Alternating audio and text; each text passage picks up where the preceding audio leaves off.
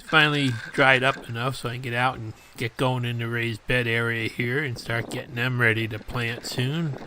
You can see I've got a lot of beds cleaned up. I got the bees out, and all the 70-mile-an-hour winds lately, they've been spinning like crazy. And a couple of things like the shallots I put in, and a couple of radishes and beets over there you can see. And some of the boxes have that real nasty weed growing back in them this year, so it just must be roots left from last year. And the raised beds, I've got a couple of carrots planted there, and you can see I've got the beds pretty much all cleaned up now, these raised pool beds. And on the other side here, I've got a couple of the old wood beds I'm going to be replacing. These were built out of just plain Douglas fir framing wood, and so they're starting to rot away after about 7 years out there, and I'm going to be replacing them all.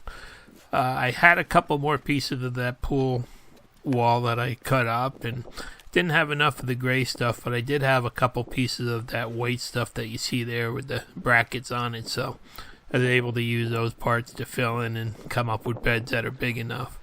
First thing I did is I emptied out those old wooden beds, and just kind of, you can see they just lay on top of the dirt there, so they're really easy to remove, and they're basically about ready to fall apart right now.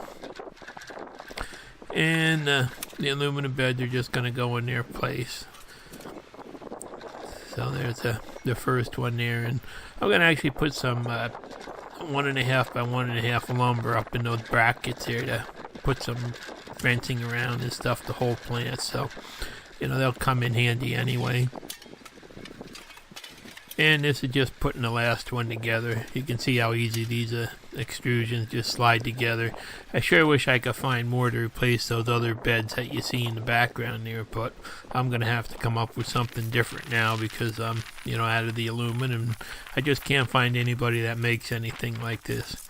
Just seems like it would be just such a good product because you could just ship a whole raised bed in just a small flat pack box, but there's nothing else available that I can find right now.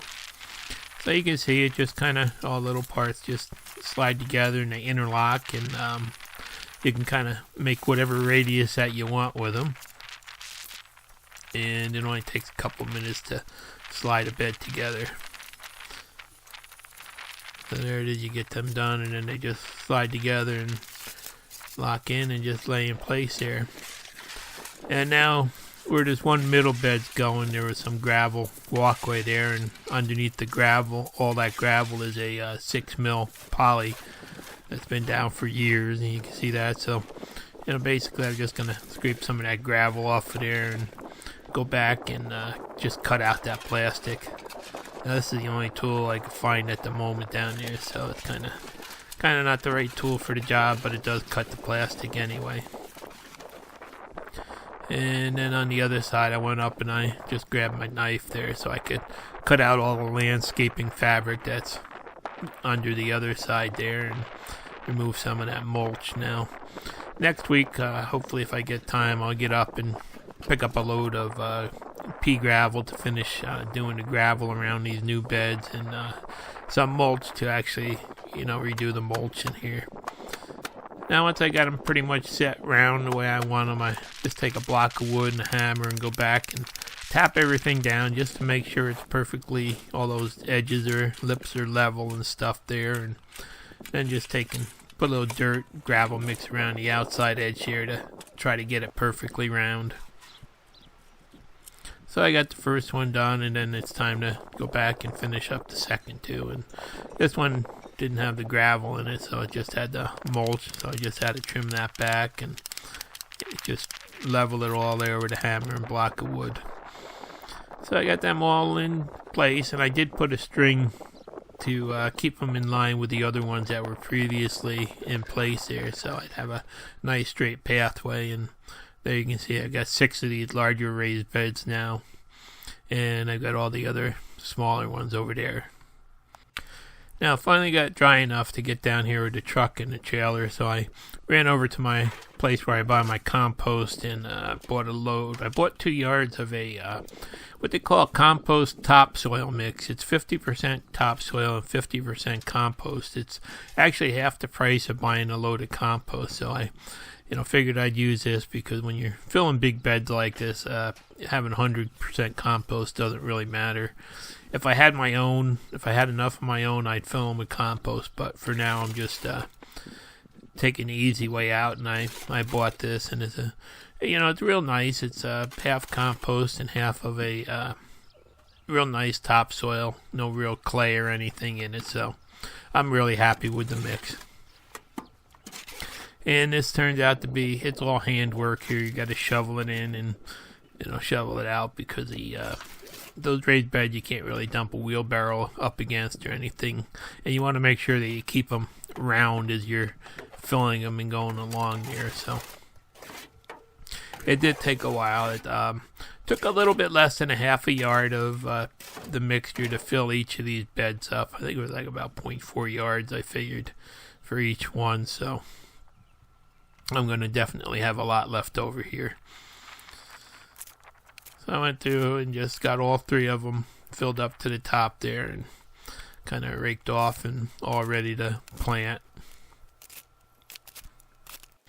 It's a really late start for me this year too, because usually by now I've got everything cleaned up, ready to go, the main garden tilled and all that, but I can't even get up in there and till that yet because it's still all mud and everything. So for now I'm just getting this area all ready to go, and there are the beds. I got those 3 filled up, and then I started taking some of the compost that was left over and going back and filling the rest, topping the rest of the beds off, and had some left over for up by the house here. So here we go. I'm just going to be driving down here, and only one way to go without getting stuck in the mud, and it's down around the bottom edge here. If you head off to the left or anything like that, the truck would be stuck instantly.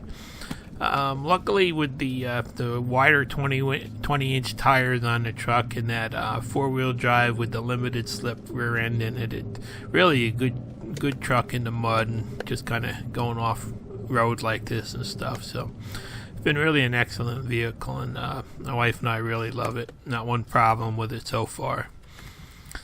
So here we are out to the road. Just had to go around that way. Just couldn't get down the other way yet. And just quick trip right back to the house to dump the rest of the load. And that dinger does remind you when you forget to buckle up your seatbelt for just a short jump. So now that I'm on flat ground up here, level ground, I can actually dump the trailer to get the rest of the dirt out of it there. And this has been a really handy trailer to have. I've done a couple loads with it now, and just nice and easy to get them to fill up, and you don't have to worry about damaging the truck or anything. And then it's got a nice dump angle for unloading, so you can get everything to the back easily. So there's a little bit over half a yard left there, and that'll be enough to do what I want to do up here by the house. Basically, I had this old planter box that over the years it's right there. It's gotten so nothing will grow in it anymore. Nothing will grow good, at least. Kind of had a clay soil in it, and then all the wood chips I think that were put on it over the years have just kind of acidified it and messed up the soil. So what I'm doing, and there it is. You can see it's just kind of like you can make little balls like that, leave them out in the sun, and they get harder to rock, like little clay balls out of it. Plus, it's got a lot of plant roots from those shrubs next to it and stuff.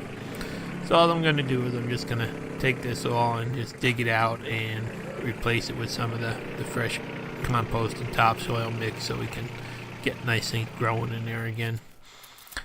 At the same time, it's got all that weight plastic wood around the outside of it there, and I'm going to be replacing that too now.